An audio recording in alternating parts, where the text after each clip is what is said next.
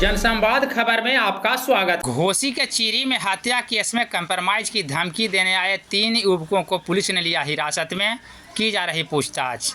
दरअसल मामला घोसी थाना क्षेत्र के चीरी गांव का है, जहां 24 फरवरी को एक युवक की हुई हत्या के मामले में 3 युवकों के द्वारा परिजनों को कंप्रोमाइज करने का धमकी दिया जा रहा था, जिसके सूचना के बाद पुलिस मौके पर पहुंचकर तीनों युवकों को हिरासत में लिया है।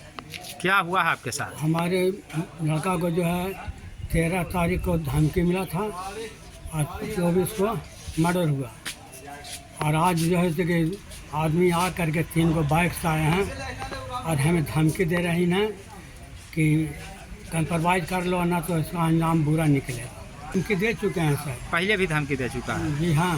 तो अभी उसको पुलिस क्या किया है, पकड़ के लाया है? जी अभी तो ले आए इन्हें, पुलिस लाया है पकड़ के? जी हाँ, लाए हुए हैं थाना में। जी। तो इसके ऊपर कार्रवाई हो रही है? क्या बोले पुलिस पदाधिकारी आपको? अभी तो सर हमसे बात नहीं हुआ, अंदर बात हो रहा है जैसे, और जैसे कि ये पार्टी के लोग हैं। अच्छा, आपके बच्चा का हत्या कब हुआ था?